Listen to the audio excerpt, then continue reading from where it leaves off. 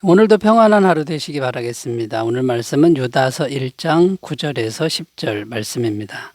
천사장 미가엘이 모세의 시체에 관하여 마귀와 다투어 변론할 때 감히 비방하는 판결을 내리지 못하고 다만 말하되 주께서 너를 꾸짖으시기를 원하노라 하였거늘 이 사람들은 무엇이든지 그 알지 못하는 것을 비방하는도다. 또 그들은 이성 없는 짐승같이 본능으로 아는 그것으로 멸망하느니라.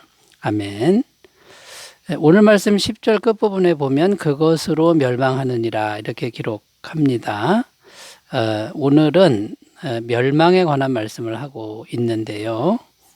누가 멸망한다는 거냐면 영지주의 이단들이 멸망한다. 이런 내용입니다. 자, 그러면 영지주의 이단들이 어떤 행위들을 했길래 결국 멸망하게 되느냐. 이것을 오늘 우리가 살펴보려고 그러는데요. 영지주의 이단들을 멸망으로 끌고 가고 있는 잘못된 신앙의 모습들. 그게 뭐냐. 이걸 살펴보고, 그 다음에 이제 거기에 비춰서 우리 자신들의 모습을 이제 돌아보는 그런 시간이 되었으면 좋겠습니다. 자, 그럼 멸망으로 우리를 이끌고 가고 있는 잘못된 신앙의 모습들, 그 첫 번째는 뭐냐면 함부로 비방하는 것이다. 이렇게 나오고 있습니다. 10절 말씀 보면 이 사람들은 무엇이든지 그 알지 못하는 것을 비방하는도다. 자, 이렇게 기록하는데요. 그 알지 못하는 걸 비방하는도다라는 이 말의 의미가 뭐냐면 잘 알지도 못하면서 비방한다. 이런 의미입니다. 그러니까 잘 알지도 못하면서 큰 소리만 친다. 과격하게 큰 소리만 친다. 이런 의미가 이제 오늘 말씀의 내용입니다. 우리가 살아가는 일상생활 속에서도요, 원래 잘 아는 사람들은 큰 소리를 잘 안 칩니다. 차근차근 설명을 하는데 잘 알지 못하는 사람들의 행동 양식이 뭐냐면 이제 소리만 크게 지르는 그런 모습을 우리가 가끔 볼 수가 있죠. 좀 강압적이고 일방적인 억압적인 행동을 하는 모습 볼 수 있는데 그 자체가 벌써 문제가 심각하다는 것을 말씀해 주고 있다라는 겁니다. 그런데 영지주의 이단들이 이렇게 함부로 비방한다 이거는요, 이제 폭력적이고 또 일방적이고 억압적인 그런 행동으로 그렇게 이제 비방을 하는 이제 이런 모습인데요. 자, 이게 왜 이렇게 위험한 거냐면 자칫 잘못하면 신성 모독이 된다라는 겁니다. 하나님을 모독하는 행위가 이제 된다라는 것이죠. 예, 그 이제 내용을 설명하기 위해서 이제 9절 말씀, 이제 천사장 미가엘 이야기가 있는데 9절을 읽어보면요. 천사장 미가엘이 모세의 시체에 관하여 마귀와 다투어 변론할 때에 감히 비방하는 판결을 내리지 못하고 다만 말하되 주께서 너를 꾸짖으시기를 원하노라 하였거늘.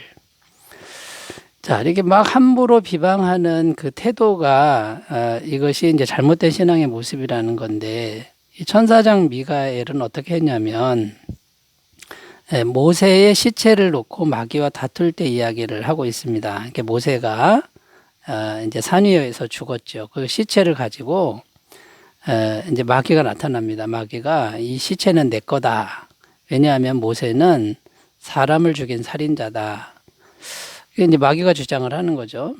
모세가 40세 때 혈기를 참지 못하고 사람을 쳐 죽였습니다. 그 살인죄를 가지고 모세의 시체를 내가 가져가겠다.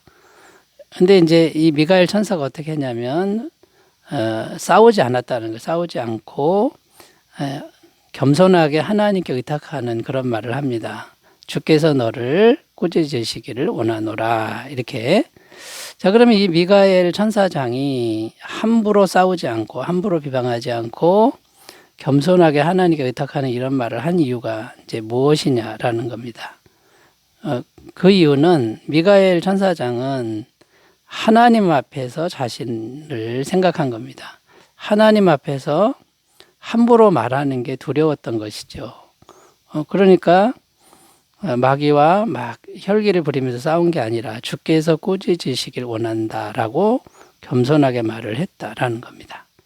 자, 이것이 이제 하나님을 경외하는 사람들의 바람직한 모습이라는 건데 이 영지주의자들은요, 너무나 쉽게 비방하고, 그 다음에 너무나 큰 소리를 치면서 말을 한다. 너무나 쉽게 그렇게 한다라는 것이죠. 8절 말씀에 그러한데 꿈꾸는 이 사람들도 그와 같이 육체를 더럽히며 권위를 업신여기며 영광을 비방하는도다. 이게 이제 영지주의자의 모습인데, 이 권위를 업신여기며 영광을 비방한다. 이거는 하나님의 권위를 우습게 여긴다. 이런 의미와 영적인 존재들을 함부로 비방한다, 비난한다. 이런 의미가 이제 더해진 말씀입니다.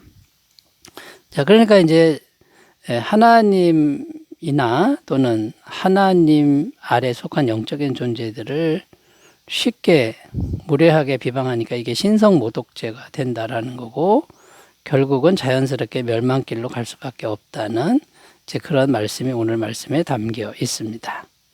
자, 그러니까 여러분, 이 멸망으로 가는 잘못된 신앙의 모습들 중에 처음으로 나오는 게 이 함부로 비방하는 것, 폭력적으로 비난하는 것, 이 부분을 우리가 염두에 두고 가끔 그럴 수 있지만 빨리 이 버릇을 고치고 습관이 되지 않도록 자신을 지키는 게 중요하다라는 것을 꼭 기억하셨으면 좋겠고요.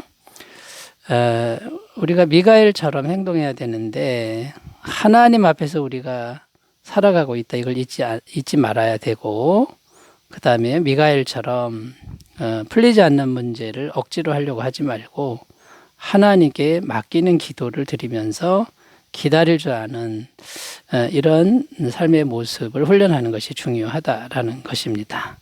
자, 그럼 여러분, 우리가 영지주의자들처럼 행동하지 말고, 그래서 멸망길 가지 말고 미가엘처럼 겸손하게 기도하시는, 또 하나님께 맡기는 그런 삶의 신앙의 모습이 되시기 바라겠습니다.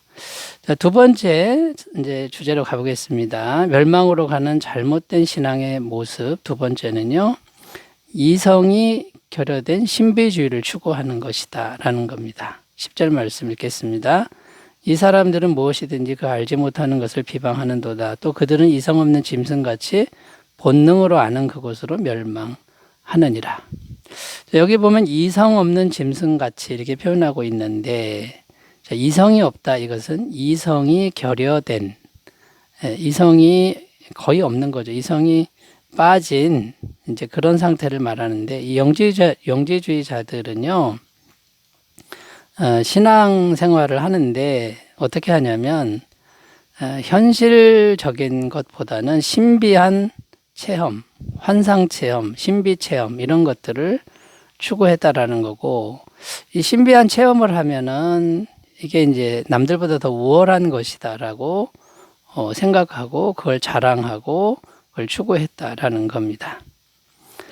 영지주의니까 영적 지식을 추구하는 것이요, 영적인 세계에 뭔가를 경험하고 아는 것이 이제 최고의 목표가 되는 것이 영지주의이기 때문에 그렇게 된다라는 것인데, 자, 그런데 이 신비 체험을 최고라고 생각하고 추구하는 사람들은 상당히 문제가 심각하다라는 겁니다.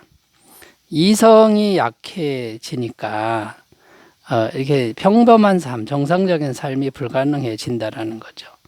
그러니까 일상사의 삶이 온전하지 못하고 무너진 삶의 모습을 이제 보여준다라는 겁니다. 그러니까 걸핏하면 무슨 문제만 있으면 현실에서 이성적으로 처리할 생각은 하지 않고 기도원에 들어가든지 아니면 환상을 추구해서 뭔가 음성을 듣기를 원하는 이런 신비 체험을 추구하는, 그래서 현실 도피적인 그런 삶의 모습을 보여줍니다. 무책임한 삶의 모습을 보여주고, 그 다음에 현실적으로 자기 문제인데 자기가 책임져야 될 문제를 이제 신의 책임으로 돌리고 하나님 책임으로 돌리고 다른 사람의 책임으로 돌리는 이런 모습을 이제 보여준다라는 거죠. 이게 신비주의를 추구하는 사람들의 삶의 모습이라는 겁니다. 자, 그래서 이 신비주의를 무작정 추구하는 이것이 자기 삶을 무너뜨리고 가정을 무너뜨리고 관계를 다 깨뜨리는 이제 그런 결과를 낳는다라는 겁니다. 그런데 여기서 우리가 이제 생각해야 될 것은, 우리 기독교 신앙, 예수님 믿는 신앙에 그러면 신비가 없느냐? 신비가 많습니다. 신앙은 본질 자체가 신비적이라는 거죠. 성령님이 신비고요. 기도 응답이 신비고, 성육신이 신비고, 동정녀 탄생도 신비고, 환상도 있고 성령의 은사도 있습니다. 병고침도 있고 귀신 쫓아내는 것도 있고 전부 신비죠. 그러나 바른 신앙은 이성이 균형 있게 잡혀 있는 신비 추구라는 겁니다. 바른 신앙은 영과 진리가 균형 있게 섞인 신앙이라는 거죠. 하나님은 영이시니 예배하는 자가 영과 진리로 예배할지니라. 그러니까 영으로만 예배해도 안 되고, 그 다음에 진리, 이성으로만 예배해도 안 되고, 신비와 이성이 균형을 잡힌 이런 예배가, 이런 삶이 바람직한 삶이다라는 겁니다. 자, 여러분, 이성이 결여된 신비주의, 이걸 추구하면 멸망으로 간다라는 것을 기억하시고, 우리는 이성을 놓치지 않는 그런 신앙인들이 되시기 바라겠습니다. 자, 세 번째, 멸망으로 가는 잘못된 신앙의 모습 세 번째는요, 본능대로만 행하는 모습이다라는 겁니다.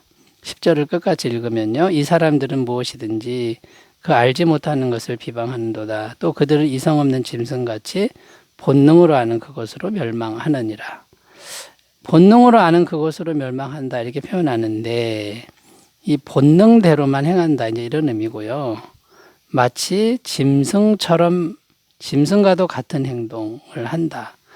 그러니까 이성이나 양심은 없고 그냥 마음이 시키는 대로, 본능이 시키는 대로 행동하는 이제 그런 모습을 이제 보여준다라는 거죠. 실제로 당시 영지주의자들은 영적인 지식만 있으면 육체는 아무렇게나 해도 상관없다.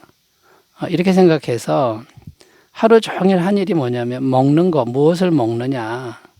육체를 즐기는 일, 먹는 것과 성적으로 쾌락을 추구하는 이 두 가지 일에 매달렸다라고 합니다.